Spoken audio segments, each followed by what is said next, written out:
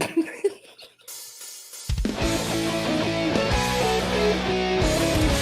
you ready? Good news, everyone! I'm the surprise in your cereal box. I'm great! Everybody else sucks! I said, are you ready? Yes, sir, random kid I just met. It's Ciely. Hooray! People are paying attention to me. That's right! You're always blaming me. so my reputation exceeds me. It's time to check the link. Oh, wait, you serious? Let me laugh even harder. You know what? You just made the list. It's all in football. Sure, we talk about it all the time. Really? No. Burn.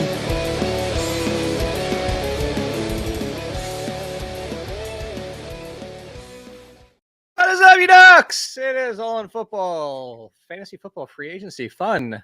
A lot of F's in there. F's alliteration for everybody. And it is Jake Ciely, myself, Chris Meaney, Stepmom Lauren, at Chris Meaney, over at FTN, code all in, 20% off, all the good stuff. And as a reminder, it is the last show till April. I am going away. I don't want to deal with you people anymore. This is the last week of single life. Married this Saturday.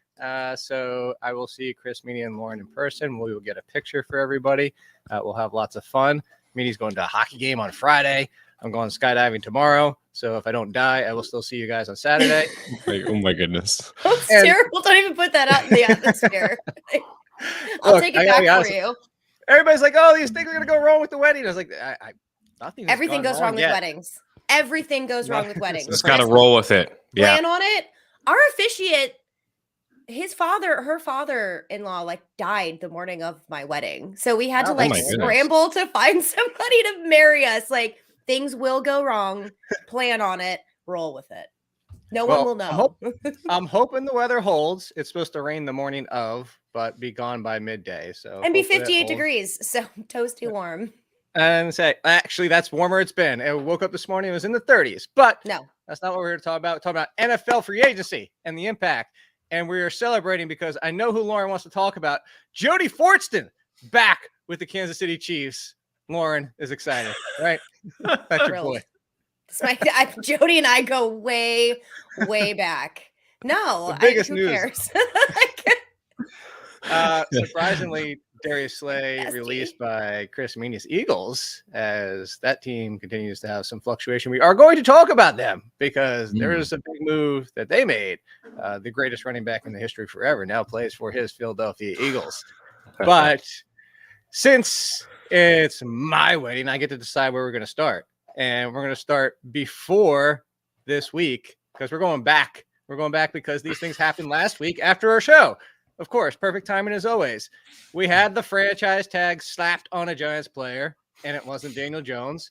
I am suffering through the misery. I'm focusing 100% on the Giants for fantasy purposes, not for real life purposes, because Daniel Jones is back. 4 years, $160 million effing dollars. We don't need to talk about that. Daniel Jones, Saquon Barkley. We don't need to talk about that. It's copy paste. We know what they do. For fantasy purposes, Daniel Jones fringe QB1. We know that. Saquon Barkley, top 5 running back. We know that. But the bigger news came this week with the Giants.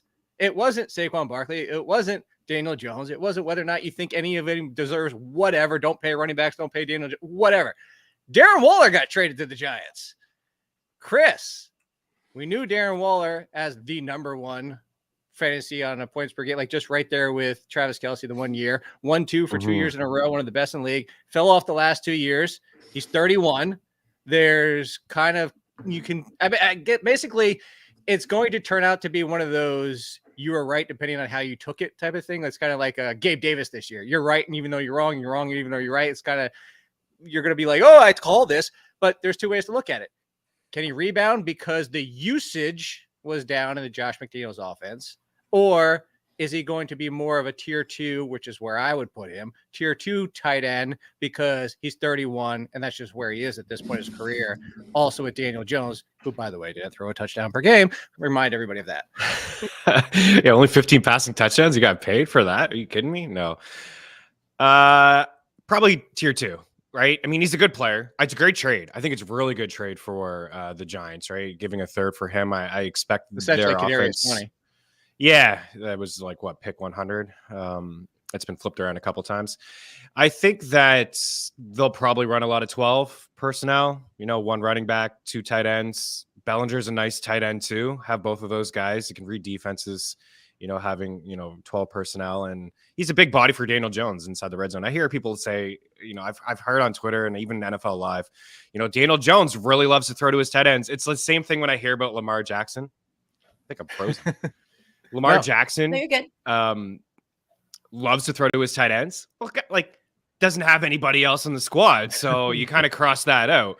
Right now, looking at the Giants roster, he could be the number one target for Daniel Jones. We'll see what else they do. They draft a guy through in the draft or pick somebody through free agency. But yeah, I'd say he'll probably be outside of my top 7 or 8. Big body for him. I like the get, but that's tier 3, or unless you just have a really big tier 2 and past 30 now. The last 2 years have been really tough for him to stay on the field. All right. Well, then let me ask you this before we go to Lauren. Here's what. So like tier 1, I'm assuming is Kelsey and Andrews. Are you stopping with those 2? Or are you going to throw in Kittle? No, or I would stop with those 2. I may even just go Kelsey. I was gonna say Kelsey, and then tier 2 could essentially be Kittle and Andrews and Hawkinson, kind of like it. So it's basically for all intents and purposes, like a tier 3 should be in there if Hawkinson should be in there. That's just how I view it. It's well. Here's where I'm going with this. So he's in the line with the conversation of like the Evan Ingrams of the world. Now that he's with Jacksonville, Pat Freiermuth, Dalton Schultz, depending on where he ends up. So here's my question, Meaney: 2023. Kyle Pitts or Darren Waller? I'll probably go Pitts. I'm a sucker for punishment. Just take the younger guy and hope that the offense looked a little bit better from a fantasy standpoint when Ritter was under center. We saw like Drake London start to get some targets. Pitts wasn't there, but I would probably lean with the younger guy.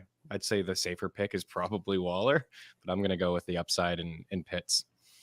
All right. So there's a lot to unpack. Lauren, for Meaney, like, where do you want? You can go any direction you want with this. Do you want to answer the last question first, or the first question last, or what do you want to do? I'm gonna go Pitts, so I'll just go ahead and just get that one out of the way. I'm gonna go Kyle Pitts as well, but I think there's a lot going against Darren Waller. So for real football, just to echo what Chris Meaney was saying, this is a great trade, not only just on paper, but for the team. For real football, but for fantasy, I don't like this. I don't like it for Darren Waller, and I totally agree. I think the 2 tight end split is going to happen. Bellinger is not bad. He's not worthless. He's not just a body on the field. He got targets. He saw playing time. He was on the field a lot. That doesn't really translate well for me to say that Darren Waller's not going to be the guy. Does he have the talent to do so? Sure, but that was years ago. I don't believe that he can stay on the field. I really don't. He has proven that he can't. So for me, if I am in a position where I drafted Darren Waller, first of all, I'm going to try to avoid that. But let's say that was the last guy in the tier and here's where we are. I would not feel good about it. I would be pounding some Pepto-Bismol every single Sunday and being like, come on, because he's going to be touchdown dependent. Just like Chris Meaney said, big body in the red zone. Okay. I don't really see 15 touchdowns all going to Darren Waller. Like, this is a problem for me for fantasy purposes. Again, real football is fantastic. I think it was smart what they did. I think that kind of helped alleviate the pain of this stupid contract and the franchise tag on Saquon Barkley. But I like that one.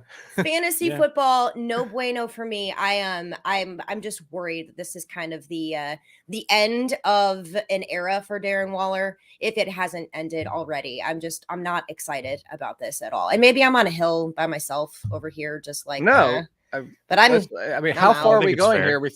How far are we going? So would you go Cole Kmet or Darren Waller? I'd take Cole Kmet for sure, especially with DJ Moore on the Bears right now, for sure. Let's get some more weapons out there. Let's spread the ball around a little bit. I'm all about that life. I'd much rather have Cole Kmet with someone like Justin Fields. I'm good with that. I'm really good with that. More than Darren Waller. And I love It's close for me because you know how much I love Cole Kmet. I've been down this Cole Kmet road for a couple of years, and it's like, great. He finishes a top 12 tight end. Well, he started off week 1 with 0 points and week 2 with 0 points. So it was a great draft pick. If you took him, you pretty much snagged him off the waiver wire and he picked up steam towards the end. But again, like, let's see what else this Giants team does. Like, I like Kmet as a better athlete at this point. I'm excited about the Bears offense. I really love what they're doing here over the past couple of weeks, trading back and then all the cap space that they have, getting some defensive players. And they did pick up DJ Moore, and I didn't just make that up, right? I'm sorry to interrupt you, DJ Moore. We're going to get to that. Because like there's been so many things that have happened that like my brain is now like mush. So if I say something incorrect, correct me. No, you're all over it. But now you're adding, DJ Moore there in a team that, there's still like some questions about Justin Fields as a passer. So now you have Claypool and you have Mooney and you have Kmet. So as of right now, I probably would lean Waller because he probably is the number one target as of right now. But I do expect him to make some noise through free agency or the draft. But it's really, really close to me. I think. So again, I love what Chicago's doing. The one area, I think I'll probably take Waller over Kmet. I would take Pitts over Waller, but it's in that same group. We already brought Ingram up, depending on where Schultz lands. Dallas Goedert, as you mentioned, I think I still take Waller over Goedert, meaning just because. My feelings on Goddard. We keep doing this every single year. Can we stop? Can we say Dallas Goedert for every single year? You know who Dallas Goedert is? He's Rashad Penny, who we need to talk about. He's gonna be top 5 this year. Or no, he's DeAndre Swift. That's even better. It's this year. This year he's gonna be top 5. This year he's gonna be top 5. Waller all day long, you crazy man. Boom. Well, though, so this is the one area where I actually disagree with both of you guys. Is I actually think they're gonna run still plenty of 3 wide. I mean, you're coming from Brian Dable, who's coming from the Bills, who ran top 10 3 wide the past 2 years before he left. Actually, I think Buffalo was near the top in 2021. So 2022, the Giants were 70%. I don't see them going down from that. Like, I think there will be some 12, but I don't think it's going to be Bellinger and Waller because that's 2 pass catching options. Bellinger's solid blocking, but I think they're copy pasting and they need that short.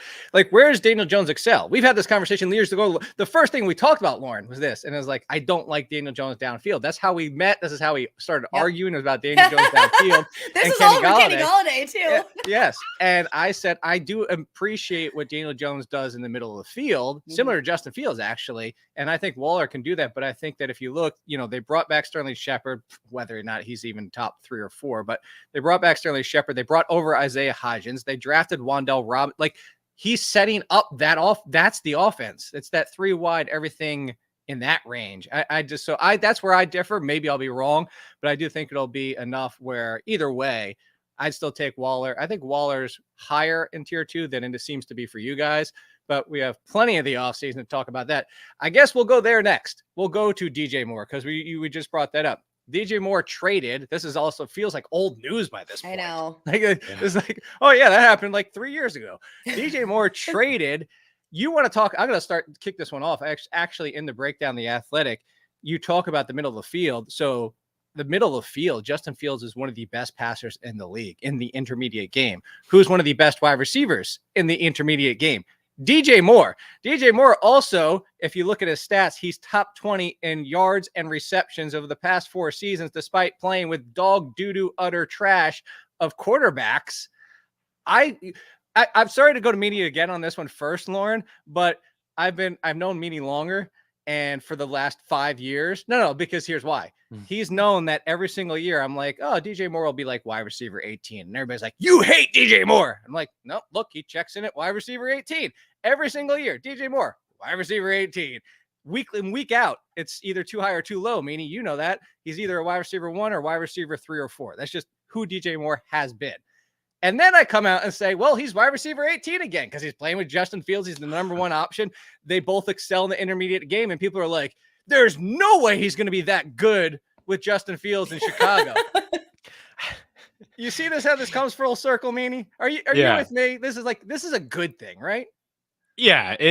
Again, this is another great real life move.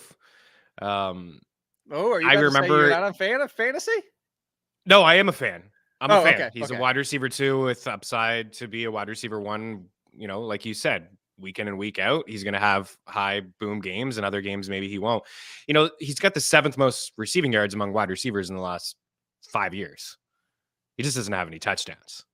Yeah. You know what I mean? Like, Adams is up at the top with like 42 touchdowns roughly in around that. I didn't know that. 7th? And I think DJ Moore has, 8th overall if you include Travis Kelce, because he's just been a monster. But among wideouts, he's just been, he's explosive to your point, right? The routes that he can run, he's very explosive after the catch. He just hasn't been a big target inside the red zone for the multiple wide receivers that he's had. But this is another great move. We've talked about this. This is something that I think we saw coming all year. And even especially when Chicago landed that first pick, because they were set at quarterback and they could move back. They have all this cap space. We've seen it with Josh Allen and bringing in Stephon Diggs. And then we saw it last year with Jalen Hurts bringing in A.J. Brown. And I expect the leap forward here for Justin Fields this season, bringing in an alpha wide receiver opposite of Darnell Mooney. I love him. Yeah, I think in your flex league, I took him. And I think that was a question that I got from Bob Harris. How do you feel about DJ Moore? He's your wide receiver 3. His quarterback play is going to be off. Do you believe in Baker? It's like, no, I don't believe in Baker. No. He's going to have dud weeks. He's going to have good weeks, but he's probably going to finish as a wide receiver 2. And I got him as my wide receiver 3. And that's kind of how it played out. So, I love the move. I hate when people say that Justin Fields is not going to be able to get him the ball, that he's the worst thrower in the NFL. I heard the same thing about Allen, and I heard the same thing about Hurts. You can coach up players, bring in talent. This is how you do it. I love the move. I love the get. And I would imagine people are going to be pretty sour on him. I can't imagine him being drafted as a top 12 wide receiver this year. He's going to fall, like you said, Jake, in the 18-19 range. All right. Team DJ Moore, Lauren? Or... I am all aboard. I don't have any rankings out at this moment, but I actually might go a little bit higher than wide receiver 18. I think he can finish. I think he can finish higher. But I'm so happy that everyone is soured on DJ Moore. Like, I am so happy about this because he's going to fall in the drafts. And just like you were saying, Chris, you can get him as your wide receiver 3, and he's going to be a solid wide receiver 2 with wide receiver 1 upside. Give that to me all day long. I am so excited about this. And let the narrative of Justin Fields being a terrible passer, just let it sprinkle. Just let it blossom into reality. And therefore, I think the Bears are going to be so sneaky, not just in real football, but for fantasy football assets as well. I am really excited about this. I'm excited about the Bears. I'm all about Team DJ Moore. And I have not been over the last several years because of the quarterback play. But I think that just like you were saying, I don't know if you all saw me, but I was like, yes, when you were, I don't want to say doing a comparison, but you were kind of relaying your thoughts about Justin Fields in the same dynamic, if you will, with Jalen Hurts and with Josh Allen. Like, we've seen these guys take steps forward, and I think that is going to happen with Justin Fields. Just different things are around this young man. And I honestly think it can only get better barring injury, knock on wood. So I'm so excited. Can you just tell? I'm like, yeah, just a little bit.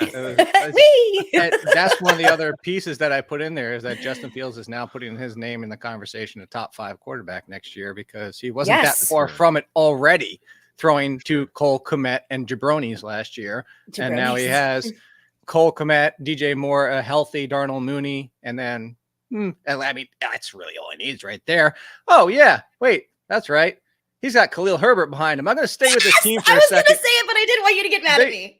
They didn't do anything. Oh my God. Okay. First of all, I threw out a pal on Twitter last night. That's because I was salty last night. Threw out a pal. Nice.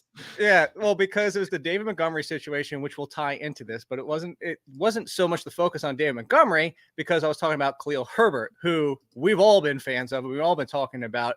And Khalil Herbert's an explosive running back. Khalil Herbert is a perfect pairing for Justin Fields. When you take him to the one side, he runs off the backside of the play. It's just a perfect complement. We know Khalil Herbert struggles in pass blocking, everybody. But Meaney tweeted it out. I tweeted it out. In his 7 games where he's had at least 16 touches, his bare minimum has been 66 yards.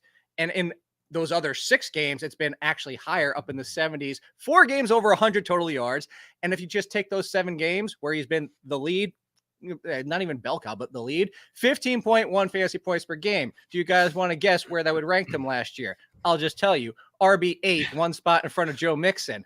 Do I think he's going to guarantee be a top 10 running back? No, but here's where I'm like, everybody's like, oh, Travis Homer. This is a good thing, Lauren. Travis Homer is a 3rd down pass catching specialist. He's not going to cede touches from Khalil Herbert on a regular basis. This is Khalil Herbert doesn't need 25 touches. He was never going to be 25 touches a game. That's not who Khalil Herbert is. He can take some downs off on 3rd down. That's okay. Joe Mixon doesn't catch 70 balls a year. Khalil Herbert doesn't need to catch 70 balls a year, especially in this offense, which, by the way, what are we replicating here? The Eagles, the Ravens. He can be a top 10 running back just as he is. If you weren't on the Khalil Herbert bandwagon, get on it now. Right, Lauren? Yeah, absolutely. I'm all about it. Did you just say absolutely? I think she did, yeah. Hey, it's mine now. I'm going to add that into my vocabulary. I like that. Absolutely. I combine words frequently on accident, so I'm all about that too. Yep, absolutely. This is another guy that we talked about, Jake. I think I remember having a conversation. I think I even talked to Fox about it. I think we may have even clipped it. We talked about him being one of the better buy low candidates in dynasty formats because we didn't think that David Montgomery was going to be brought back. But I remember you telling me, yes, it's probably worth the gamble, but they may also draft a guy or bring somebody in. Now they bring in Travis Homer. Don't care. Like you said, I don't care. I think it's fine. It's great. Like that signing. Yeah, me too. It's awesome. That doesn't, because it makes me feel less concerned about the draft. Exactly. That's how I feel about it too. They're bringing in a guy to be a third down running back. And Herbert, as you said, man, we've seen just glimpses of him having that backfield, being the lead. Yeah, he's fallen into 20 touches. He had a game with 5 catches. He had a game with like almost 150 yards. He can pretty much do it all. And he was overtaking Montgomery last year towards the end of the season, especially inside the red zone when Montgomery was looking pretty good himself. So it really showed to me how the organization felt about him. And if they don't do anything in the draft, I probably will get a little over the top and have him as like a low end RB1, or I'd be really, really happy with him as my RB2 if it kind of came to that. But yeah, this is another good thing for fantasy. I tried to explain this. Okay. Sorry, Jake. I tried to explain this to my husband, who is a Lions fan, but he's also a huge Khalil Herbert fan because he's had Khalil Herbert before and he really likes what he's been able to do fantasy wise. But the only thing that my poor husband could focus on was like, what about Jamal Williams? He was heartbroken that David Montgomery went to the Lions. He's like, I don't care about anything else anymore. It's like, just an ignore upgrade. That part. And then just focus on how much you know what's going to happen with Jamal Williams. He's like, no.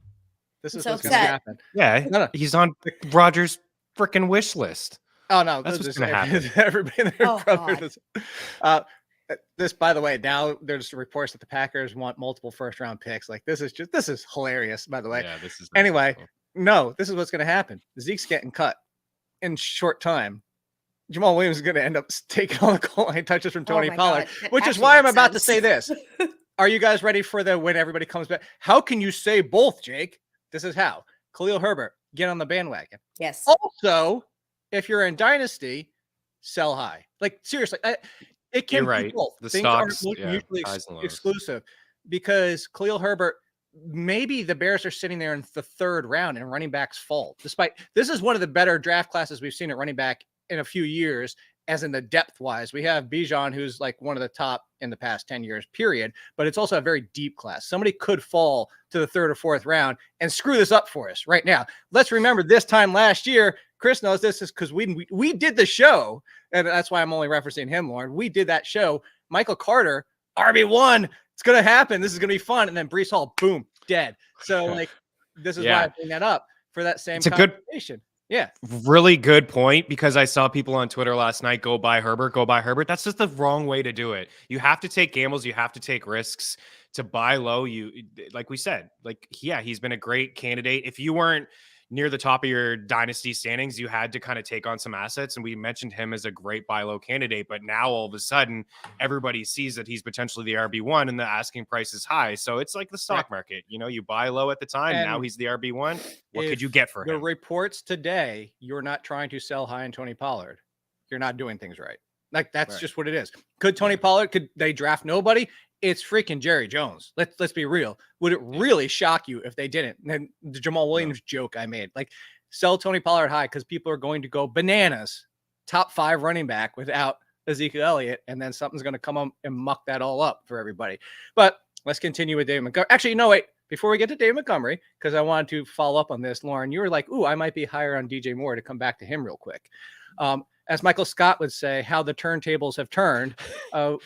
Just this time last week, Chris Olave, Garrett Wilson, hell of a lot of fun.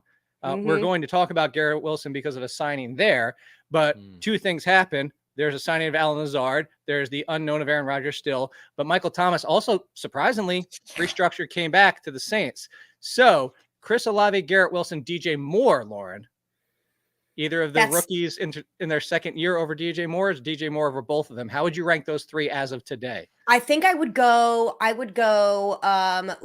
Chris Olave, and then I would go Garrett Wilson, and then I would go DJ Moore. So you still, but they're like back to back. I mean, that's like there's no gap in between the three of those gentlemen. I think I would feel comfortable with that. I like that order too. Yeah, I mean, great for Thomas to restructure. And... Is this with the assumption that it's Rodgers? Because are we ranking Wilson second with Zach Wilson? Because I'm not. No, I'm not. No. This is the assumption of Aaron Rodgers. And I think of Aaron Rodgers. Yeah, and I think we said that last week, right? We can't be that aggressive on Garrett Wilson if it is going to be Zach Wilson. My goodness, Correct. Like the Jets are in such a bad spot that I think that they're just going to do whatever the heck Rodgers and the Packers want. Because what's the alternative for them?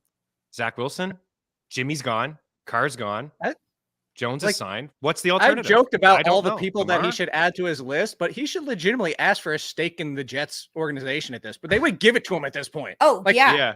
You imagine if he's just out there getting his buddies, contracts, and then he just straight up retires. Yeah, here, sign my guy out. Lazard, sign my goal. Goes to play for the Patriots in the same division.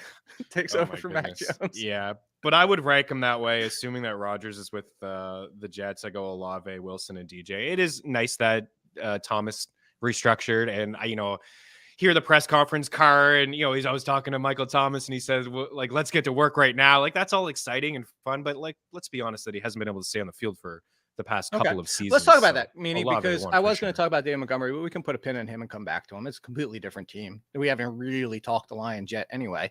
So let's talk, because the Derek Carr situation we talked about last week, and that's why we're talking about Chris Olave and everything. So now it is Michael Thomas coming back. It's Carr with Michael Thomas with Chris Olave, and by the way, and breakout tight end last year. Well, yeah, Jameis. I think that was the most surprising. That he I was shocked. I was like, why? But and Andy Dalton to the Panthers. Okay. Well, Andy Dalton is just there to hold the clipboard for the person they draft. Still pretty expensive. Hold the clipboard. Well, you want clipboard holder? Look, we can get one on Amazon for like $6. We can joke about Andy Dalton and Matt Ryan, and all, but there's still knowledge to be passed down. Like there's still okay. So point being here with the Saints is it's Derek Carr with those two. Juwan Johnson got a nice new contract, by the way. That's what I was talking about, breakout tight end last year. Before Michael Thomas came back, I was excited for Juwan Johnson. It kind of dampers that excitement a little bit because it's Olave. And if you look at Derek Carr with the Raiders last year, and even the year before that, he's kind of a two-person guy. It's why I was off Renfro last year, is because once you add a third option, that third option barely checks in throughout the season. Like we saw last year it was Hunter Renfro, Mac Hollins back and forth. And then Darren Waller, when he was out, kind of fluctuated that situation. But you just look at Derek Carr, he's kind of a two-person guy. So I'm kind of back off Juwan Johnson unless Michael Thomas gets hurt. Lauren, do you have more hope than I do? Because I was originally saying that Juwan Johnson could be a tight end one next year. But as soon as Michael Thomas restructured, I'm like, I think we're back to Juwan Johnson being that streaming, you hope he score a touchdown type of situation. Yeah, I do agree with you. I don't like it, though, because I really like Juwan Johnson. He's so surprising and just kind of out of nowhere. Like, hey, look at this guy. Like, start him 2 touchdowns. Let's go. I'm wondering what is going to happen with the Alvin Kamara situation, though, too, because how are they going to use a big body tight end like him without a pass catching running back that is of that caliber? So I think there is hope, but I am not hopeful that it's going to happen, if that makes any sense. But I'm curious to see, because Juwan Johnson is going to be living on the waiver wire in redraft fantasy.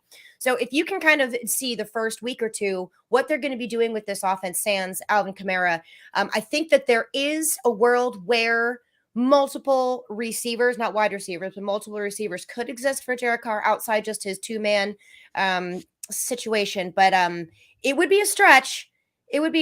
But I don't see it. I hope it happens, though. But I'm curious to see what they do with the whole running back situation. And maybe that could open up something for Juwan Johnson, too. But I think, if anything, it's going to be really touchdown dependent. I think I see you shaking your head yes a lot there, Meaney. So I'll ask you a different question. Michael Thomas, where do you feel like drafting him next year? Because you just said it, can't stay healthy. Like we really haven't seen production from Michael Thomas in almost 3 years now. Yeah, honestly, I probably won't. I know that's not a great answer. Like, where does he have to fall for me to really consider him? I would say probably like 8th, 9th round, and I'm sure there's going to be somebody in your league that will take that upside and the ceiling because he only played a couple games last year, and what do you have 4 touchdowns? Like when he was playing and he was on the field, he was like, whoa, he kind of looks like Michael Thomas with Drew Brees when he was setting records. But he would have to fall like outside the top 35 for sure at the wide receiver position. It'd be like a middle round pick where he's my 4th, maybe my 5th wide receiver. If I feel really good about my wideouts, I'd take a shot there at that point. But yeah, you kind of already answered my other question. I was going to say, which player that hasn't played would you rather have, Calvin Ridley or Michael Thomas? I already know Lauren's answer. It's full on Calvin Ridley, but your answer, I already know you're saying Calvin Ridley too, right?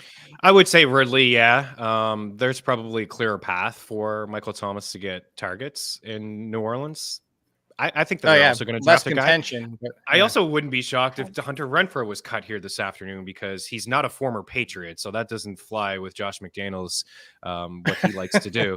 So if he is cut, maybe Carr says, "Come on over, buddy. 3rd and Renfrow, you can be the slot wide receiver for us." I could see something like that, and then it just gets even more crowded. Oh, good God! Yeah, goodbye, Jarvis Landry. It'd be a good real life move. Oh yeah. Were we saying hi to him at all? No, he was there last year. So, hey, we're gonna another pin. I'm gonna keep putting pins in David Montgomery like a voodoo doll. He's gonna be hurt by week 1. I keep putting pins in him. We're not coming back to him because because Meaney brought up Jacoby Myers, so he might as well transition. Like you're making the transitions for me here, so we have to talk Jacoby Myers now with Jimmy Garoppolo, now with the Las Vegas Raiders. By the way, who called Jimmy Garoppolo to the Raiders? This guy right here. Yeah. I actually sat here on the phone with Nicole's son, and she's like, "Where do you think Jimmy Garoppolo's going?" I'm like, Raiders. Like, that's just the team that felt like it was just the one that wasn't in on Aaron Rodgers, wasn't going to draft. Like it was what's the chairs? Why can't I think musical chairs? Musical chairs. The chairs. The thing with the chairs. With the chairs. Come on. The thing with the chairs. Jimmy's John's. The thing with the chairs. Like, that's all I thought of when you did that. So, look, I don't think we need to go too far into depth. I need to wear waterproof eyeliner and mascara to your wedding. Oh, for the wedding? Because I'm already crying again.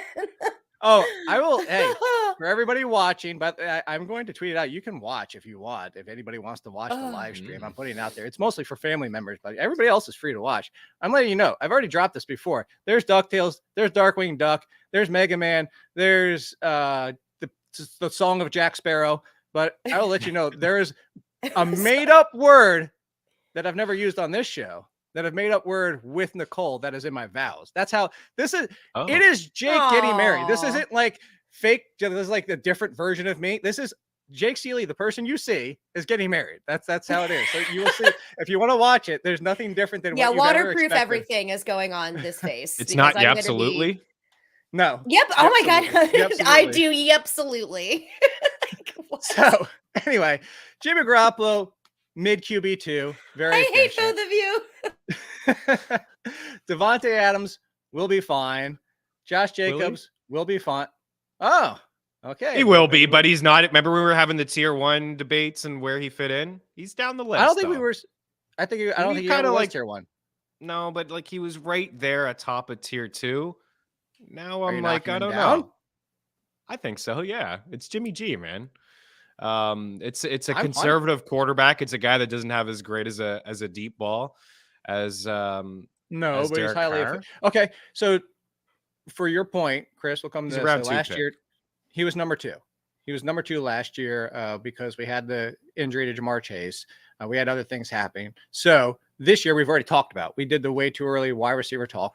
We said Justin Jefferson, Jamar Chase. You can make an argument for Tyreek Hill to be in that tier, or if we want to just put those 2 alone, Cooper Kupp, blah, blah, blah. So he's after those 4 for you, Meaney. So Diggs or Adams, or are we pushing him down further? Diggs. Is it Diggs? I would go Diggs. Easily? Yeah. Lauren? Yep. Do you agree? I think he's still in the conversation with Diggs for me. I definitely think that they're in the conversation. But again, this is another back-to-back situation. The thing that is so amazing about Davante Adams is his ability to win contested catches. So I don't necessarily think that Davante Adams has to thrive on the deep ball. I think that if Jimmy G can put it in his general vicinity, I think that Davante Adams can be successful.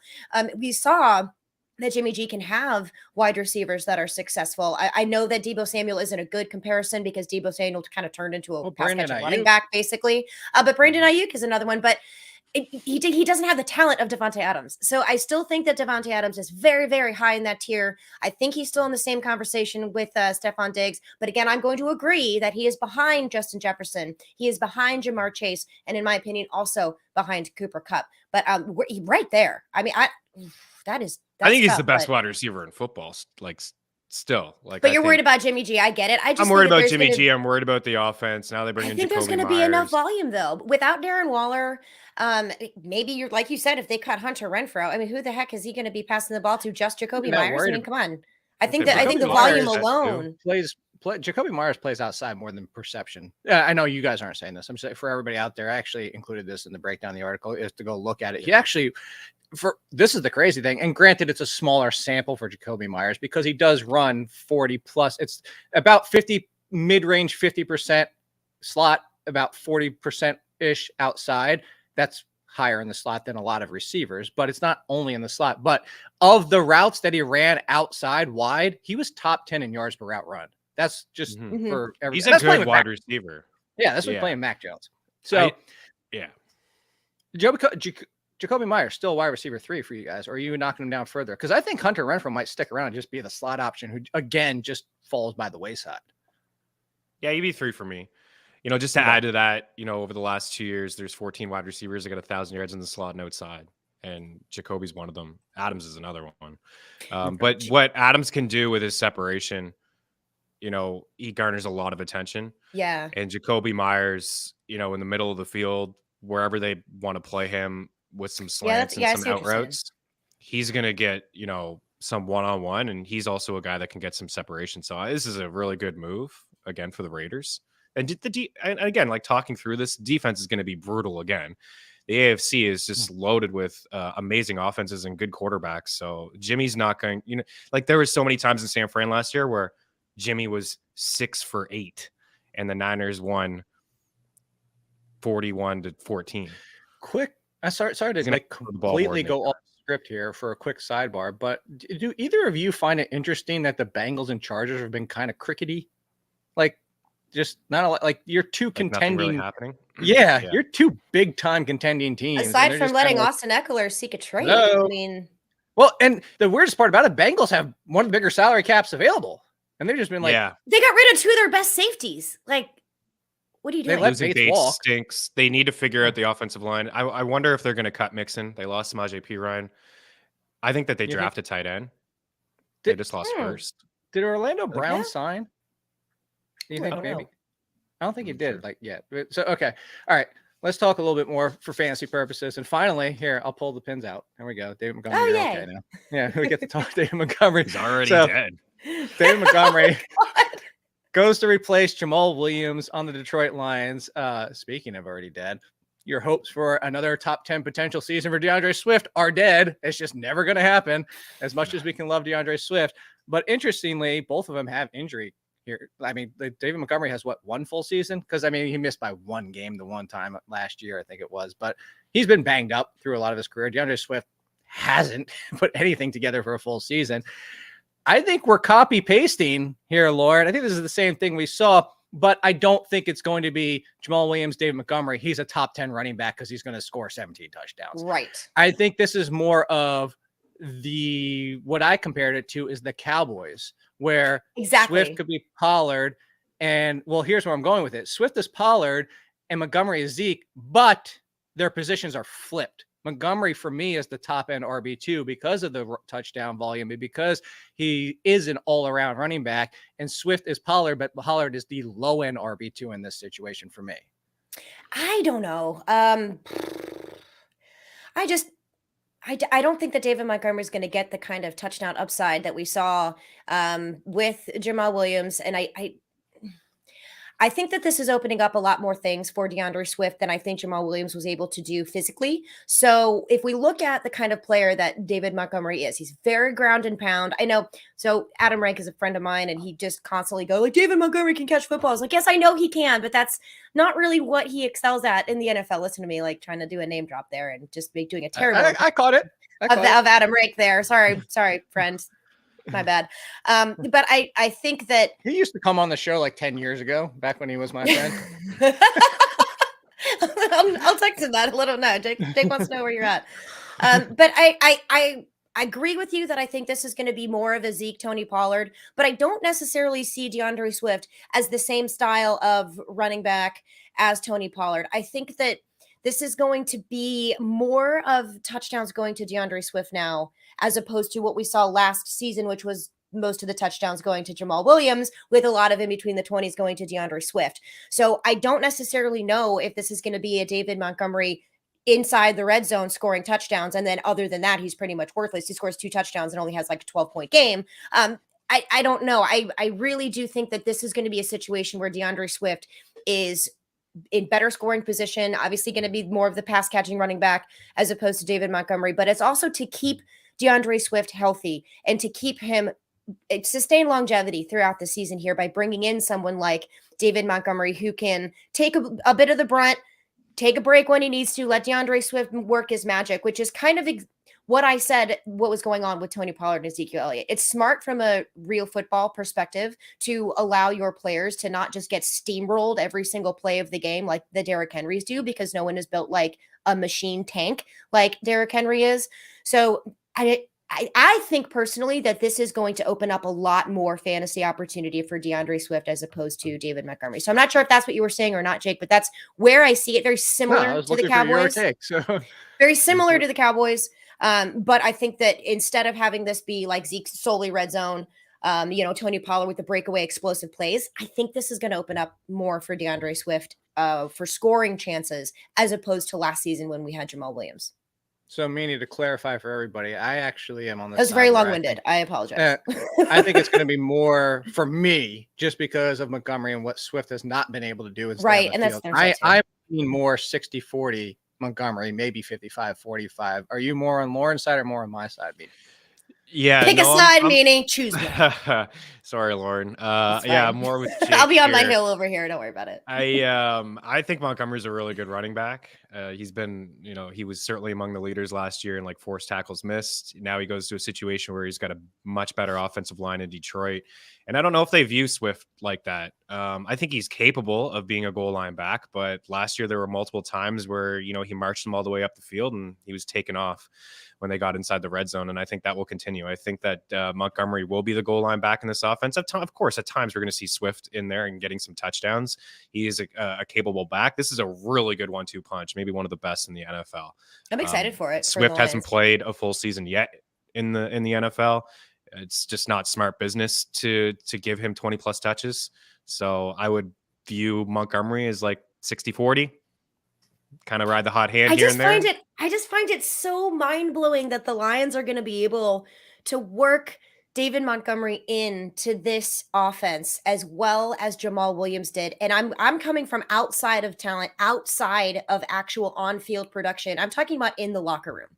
So, and I really do believe that a lot of these plays, a lot of these offensive schemes that they did were surrounded by what Jamal Williams was able to bring from an intangible perspective that the team rallied around and wanted him to do this and just played a little extra just for him. I don't think David Montgomery carries that same charisma and that same gusto that everyone loved about Jamal Williams. And I just don't know if he's going to be able to be that style of player within that locker room. So that's kind of why I feel like the team may just kind of default here and rally more around DeAndre Swift. And then it kind of turns into that. Not that Swift is going to be like the ground and pound goal line from the 2. I think that's going to be David Montgomery. But I do think that DeAndre Swift is going to have more opportunity. But again, maybe 55-45, but I think it's going to be more DeAndre Swift than David Montgomery. All right, we got to get to somebody else. If you want to, one thing we'll say though, Jake, Montgomery is better. Montgomery is better than Williams. It's all we're going to fight. Next episode, April. The first week of April, when we're back, we can talk. We can do an entire show on David Montgomery versus Jamal Williams. Apparently, we want to just follow step on Lauren. Jamal Williams rules all running backs, just so you know. I don't care what anyone says. We got to says. get to Detroit the big legend, one. sure. We got two more. We really need to. So, but Raheem Mostert, Jeff Wilson, we already know their story, so we can just breeze past that. Even though I had them on the list, we don't really need to go into depth. Samaje Perine got what we hoped he could get. Possibly timeshare, possibly even more, not knowing what Javonte Williams as of right now is going to be. Best case scenario for Javonte Williams, he's back to himself in week 1, but he's on a team that will probably give Samaje Perine a similar situation to this, is what we're talking about. Yep. So Williams over Perine, Darnold and Tyler Heineke, backup jobs. Yay, Heineke's back. That's all. Like, good spot for him, by the way. Although I'm a huge Desmond Ridder fan. People know that. The last two were Rashad Penny and Alan Lazard. We can kind of hold on to Alan Lazard for now because Aaron Rodgers might change that entire situation. But as of right now, the number 2 with the Jets, he might be the number 1 of 50 at this point. Who knows? Rashad Penny, Chris Meaney. It happened, man. I want to give you real quick. I tweeted this out. The last 2 seasons of running backs with 100 touches, minimum 100 touches, yards per rush. Number 1, Dontre Hilliard, by the way, 6.3. Number 2, Rashad Penny, 6.2. Yards after contact per rush. Rashad Penny, number 1, 4.4. Adjusted yards after contact per rush. He's number 2 behind Hilliard again.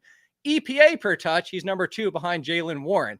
He is a top 2 running back and some big ass numbers over here, Meaney. We know what Rashad Penny does. We know what he does when he's healthy. Like DeAndre Swift, can't stay healthy. But we always want to do this with Rashad Penny. And you know I want to always do it with Rashad Penny. But, Meaney, what if he can get not even 300, because that's not going to happen, because he will get hurt if that was the pace he was on. What if he gets 250 touches for your Philadelphia Eagles? That's a locked-in top 10 running back, is it not? But that's the upside we're going with here. Top 10, knowing that we also by week 5 might not have a running back. Yeah, no, this is great for all the Eagles fans that want to play, Madden with franchise mode with the injuries off. Penny's going to be an absolute baller for you. He's the best back to bring in. He's big, he's physical, he's explosive. The offensive line is fantastic. Nobody really likes Miles Sanders, but Miles Sanders was able to chalk up 1,200 yards and double-digit touchdowns last year in this offense. So it is really good. I think that they will limit some of the touches. I can't see him having multiple games with flirting with 20 touches. They got Kenneth Gainwell. They brought back Boston Scott. They got him on the cheap. It's a great buy low. I think the fantasy community is going to go completely over the top because of some of the numbers you just mentioned. So I don't know where he's going to slot in for me, but yeah, if they could limit his touches and keep him fresh, if he could play 10 games, he could still finish as a low end RB2. He is that good and he is that explosive. And yeah, I think this is a really good get for Philly. So Lauren, Meaney just made a really good thing. You just dropped it in there, but why I'd be willing to take him as an RB2 is because if I got him for 10 games and then the replacement running back I got for the other 6, I'd be okay with knowing what those 10 games were going to be. Yeah, he's going to be so awesome for 8 games. Let's not. 8. Let's be 8. That's half the season. That's great. But let's be, half the season. No, thank you. I don't want him as an RB2. If I can get him as a flex or an RB3 because people in your league have just completely written him off, then okay, I can get that because he will have very, very good games. But I'm not as. I don't even want to say it's high because you guys don't believe in it either, but the longevity of Rashad Penny is just not there. It's not there at all. So I think the best case scenario to get him is auction leagues. That's the best because absolutely. Because if you price, you have to get his backup. If you really want a piece of the run game for the Eagles, you've got to get RB2 for Boston Scott's back. The giant killer. Boston Scott or is it Kenny Gainwell? 2 good games a year. But I think the Eagles are going always to be against the Giants. I think the Eagles are going to be smart enough where they do sprinkle in, Kenny Gainwell and Boston Scott like they normally do. But I think more so because of the, issues that Rashad Penny has faced in the past. So I think he can have a 10 plus stretch game if they limit his touches. But then what does that do for fantasy if they're limiting his touches? Not letting him really be as explosive as he wants to be. He has potential for high end RB1 numbers, but I'm concerned. I'm just concerned with Rashad Penny. It makes me nervous. He's in that Darren Waller category for me where I need to take a lot of stomach medicine and antacids if I have him on my team and I'll be stressed. I don't want to stress. If Robinson falls to the end of the first, they may I'd say that they could, I wouldn't be shocked if they drafted him, but I don't see him falling. I don't think so. He's too Robinson? good. No, I can see He's that. too good. No. Every time you say Bijan, I know who it is. I'm aware of this, but every single time I think of the dog. Oh, I thought you were The going to say Bijan Dijon Freeze, mustard. the Bijan Frise. Remember those old commercials? Yeah, Dijon? Yeah. Dijon? Great Poupon. Great Dijon? Poupon. Great Poupon. You don't remember those commercials? No, Like, the drove up Bijan, it's a Bijan I know, Frise. Some I people know, call it a I Bijan know. Frise. But So I I was just think of thinking this little Dijon, like tiny the Shih Dijon Tzu mustard looking and dog. Grey Poupon. Whatever happened to Grey Poupon? Did they go out of business? It Grey sucks. Poupon anymore? That's why no one talks about it. Okay. Must have, yeah. It's terrible. There's no more Grey Poupon. Last words, Meaney? Since I'm a ball of emotions over here, man. Darius Slay got cut. Like, what? I don't I know. thought you were what's going to say going something on about here. Jamal Williams. I was setting you up for that. I know, and I was gonna say, wear your body armor, Chris. I told 'cause we're you, gonna there's fight. just too much going on right now. Like, listen, Jamal Williams wasn't efficient last year. The dude fell into a bunch of touchdowns. That's all I'm gonna say. End the show. I was kidding. You caused this, Jake.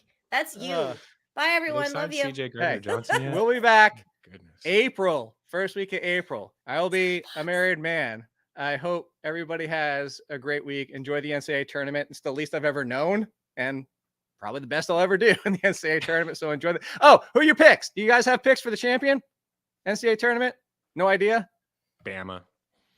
I'll go I know, I KU hate just that. because it's my hate- family and I Okay. despise KU. So That's therefore better I than have to root Bama, for although them. I feel like Go again, Jayhawks. I know nothing though.